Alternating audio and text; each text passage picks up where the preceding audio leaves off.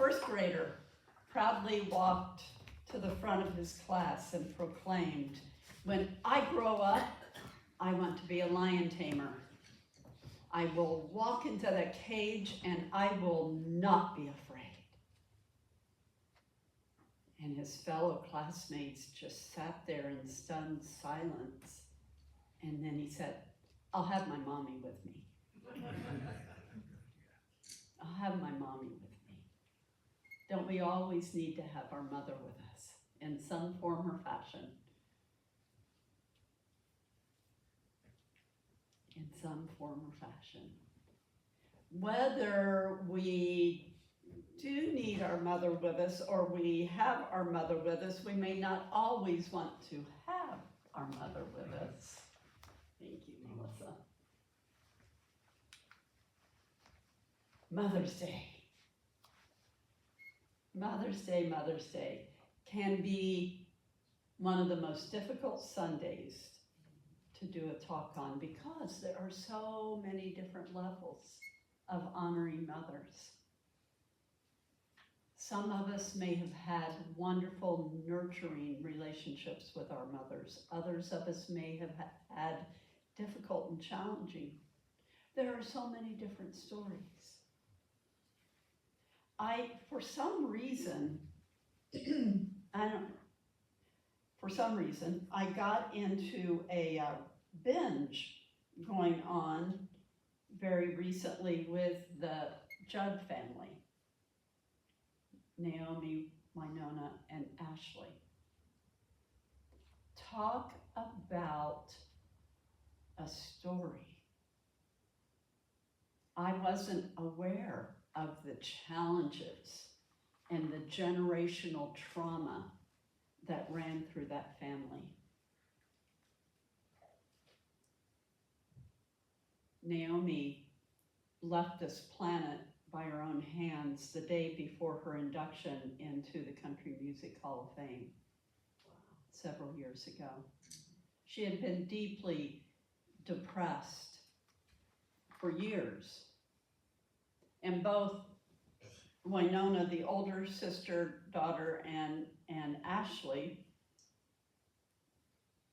though loving each other, are also very estranged from each other. It's a fascinating story and one that they have opened up about. Not hiding behind the fame of the Judds, but just calling forth the reality that life is not always easy. And yet through all of the trials and tribulations, there is a deep, abiding love that also was among the history and in their moments of stubbornness and power controls and abandonment and yada, yada, you go on and on. Maybe some of us have stories that are similar. But the thing that I really held on to and I kept seeing throughout the thread was this deep, caring love. Motherhood. Motherhood and generational trauma. Motherhood and the history of love and support. I was reading an article by Jim Palmer, who I often speak of, and he shared about motherhood. His relationship with his mother, again, loved her deeply, but she was deeply troubled and deeply dysfunctional, and has had to work and heal through that. He says this, if you are separated physically or emotionally from your mother for any reason, I want you to know, you are allowed to feel broken, different, and forgotten on Mother's Day. You are allowed to cry in the Hallmark aisle when you buy Mother's Day cards for other people. You are allowed to spend this day however feels best in your body and soul. You are allowed to feel jealous of people who have their moms or have wonderful relationships with their moms. You are allowed to grieve no matter how long she's been gone. He goes on to say, the greatest gift my mother gave was learning true compassion. As I learned that I could hold a space of compassion in my heart for my mother, I discovered that this space was big and deep enough to hold every person and all humankind. Because of my mother, I hold in my heart a genuine desire for the happiness and liberation of every person. I feel an unbreakable solidarity with the entire human family and carry a deep wish for the cessation of our suffering. I am committed to my own liberation, not only for myself, but for all human beings. By addressing the ignorance, delusions, and grasping at the root of my suffering, I can better aid others in their liberation. Yet another human being who loved his mother and yet was deeply wounded. There's a story that I just really loved, and it's the story of a mother who was dying. And this is by Kay Connor Pliska. Mom was a teacher most of her life. When she wasn't in the classroom, she was educating her children or grandchildren, correcting our grammar, starting us on collections of butterflies, flowers, or rocks, or inspiring a discussion on her most recent Book of the Month club topic, Mom Made Learning Fun. It was sad for my three brothers and me to see her ailing in her later years. At 85, she suffered a stroke that paralyzed the entire right side of her body, and she went steadily downhill after that. 2 days before she died, my brothers and I met at her nursing home, and took her for a short ride in a wheelchair. While we waited for the staff to lift her back into bed, Mom fell asleep. Not wanting to wake her, we moved to the room's far end and spoke softly. After several minutes, our conversation was interrupted by a muffled sound coming from across the room. We stopped talking and looked at Mom. Her eyes were closed, but she was trying to communicate with us. We went to her side. She said weakly. Where? I asked. Mom, is there something you want? She repeated a bit stronger. My brothers and I looked at each other and shook our heads. Mom opened her eyes, sighed, and with all the energy she could muster said, not was, say were. It suddenly occurred to us that Mom was correcting Brother Jim's last sentence, if it was up to me. Jim leaned down and kissed her cheek. Thanks, Mom, he whispered.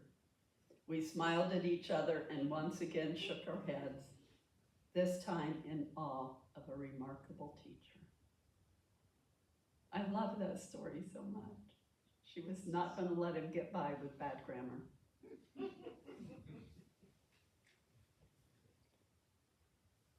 Whatever Mother's Day means to you, it's here before us.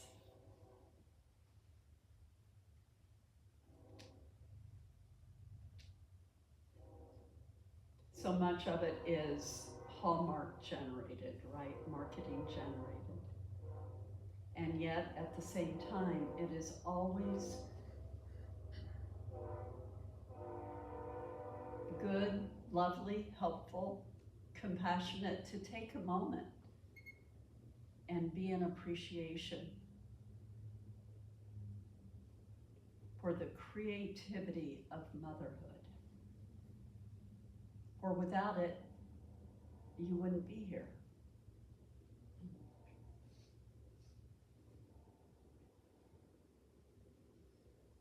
Mother, Father, God is what we say in Unity so much.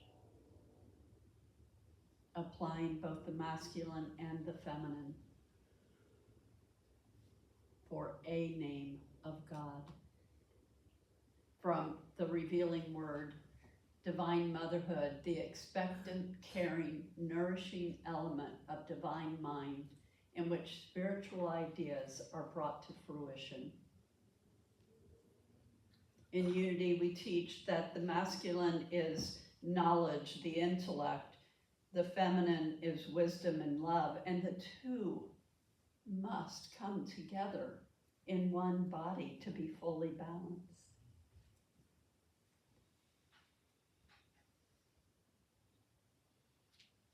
Wisdom, the discerning power of divine wisdom is my inner resource. I allow wisdom to reign in my mind. Wisdom, the power of the feminine. Wisdom and compassion and love. And so we move from our own personal stories.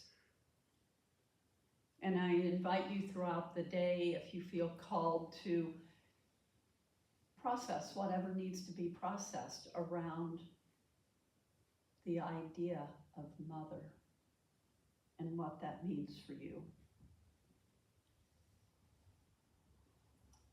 But let us take it deeper into the step of spirituality.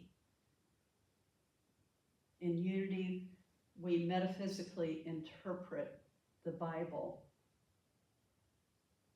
We metaphysically interpret different passages of many things. We look beyond the physical to the spiritual and how it applies in our lives at any given moment. We are here to live this life, to walk the path that we are walking in this moment, to awaken and improve and enlighten the future now moments, to change and shift and transform, to become more. So let us look at Myrtle Fillmore for a moment. Myrtle Fillmore, co-founder of Unity. Most of you know her story.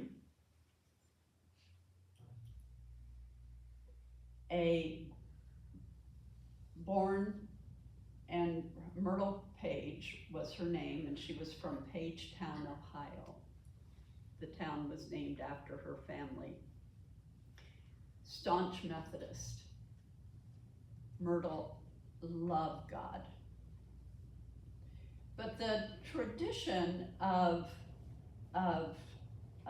dogma didn't really fit for her, for she found her God out in nature, up in the trees, by the river, out communing with Mother Nature.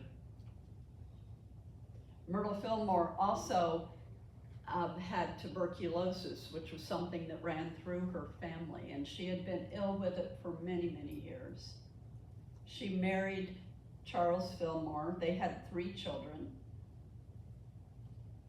And at one point, as they were living in Kansas City, many of you already know the story, the doctor said they couldn't do anything more for her. She and Charles increased their spiritual searching and went to a lecture by a man by the name of E.B. Weeks, who was a student of Emma Curtis Hopkins through Mary Baker Eddy in Christian Science. And in that lecture, Myrtle heard E.B. Weeks say, "You're a child of God, therefore you cannot be sick." That the very essence of us, at our very spiritual core, is always perfect and whole. That is who we are. We live in these physical bodies, and things happen to the physical body.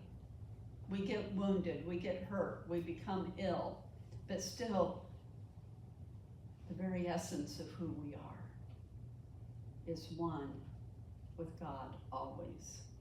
She heard that, I'm a child of God, and therefore I do not inherit sickness. She took it very seriously, and she went into prayer, and over a number of few years, I believe it was like 4 years, don't quote me on that, I would need to fact check it, she became whole in her physical body through prayer, prayer, meditation, and forgiveness. She forgave every cell in her body, and she lived many, many, many years after that. Her husband, Charles, watched what his wife was doing with great interest. And he said, I'm going to take that to headquarters, which in his words meant he was going to do his own God work. He had been wounded with a skating accident when he was young, and one of his legs was greatly withered, and he had to wear a shoe with a lift in it, a very substantial lift. He regenerated his leg over the many years and became more whole and complete in the wisdom of who he was with his body and the very nature of who he was. Unity was founded on prayer and healing. Prayer, healing, and education. Charles was a publisher, and they immediately began to publish magazines. In our Wednesday study group, after we finish in the next very little while with the 4 agreements, we are going to study Myrtle. And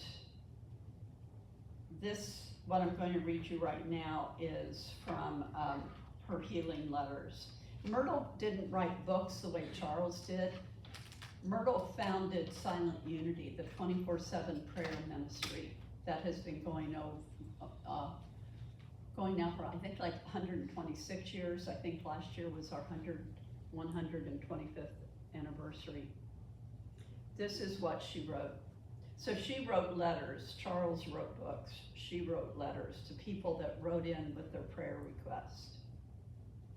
Sometimes I have written a letter to God when I have wanted to be sure that something would have divine consideration and love and attention.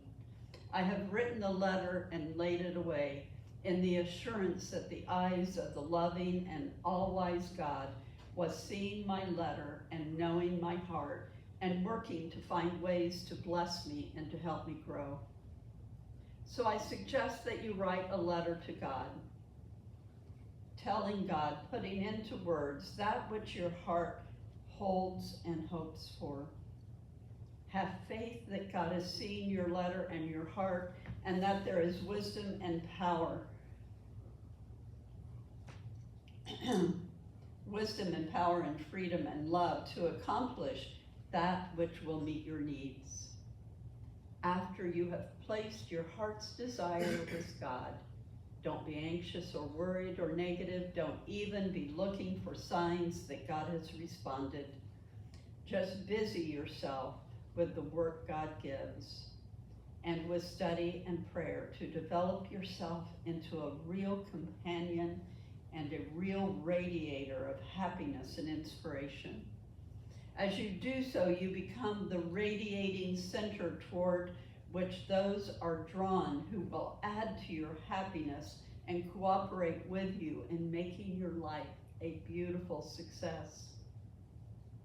Spirit intends you to be a radiating center that will draw to you whatsoever you need to be well and strong, successful, and prosperous. Myrtle Fillmore, the mother of Unity, who understood the mother-father aspect of God, who understood the fullness and the wholeness, who had one of those light bulb moments, knowing that everything was possible to her.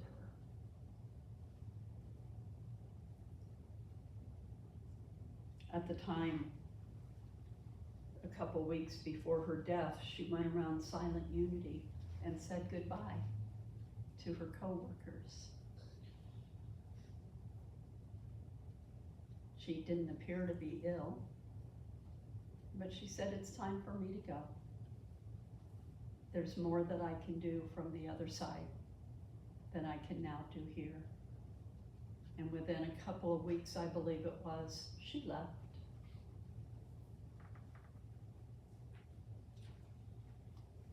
The mother wisdom embodied by Myrtle is the same mother wisdom that lives within you. However you choose to live your life, however you choose to live your life, you cannot escape the divinity that you are. You can run, but you can't hide. And the more that we ignore it, deny it, resist it, the more frustrated and unhappy and discouraged we'll be. My guess is that many of you have found that to be true.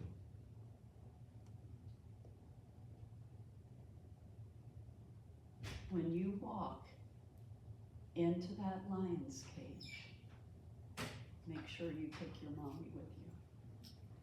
And so it is. So it is.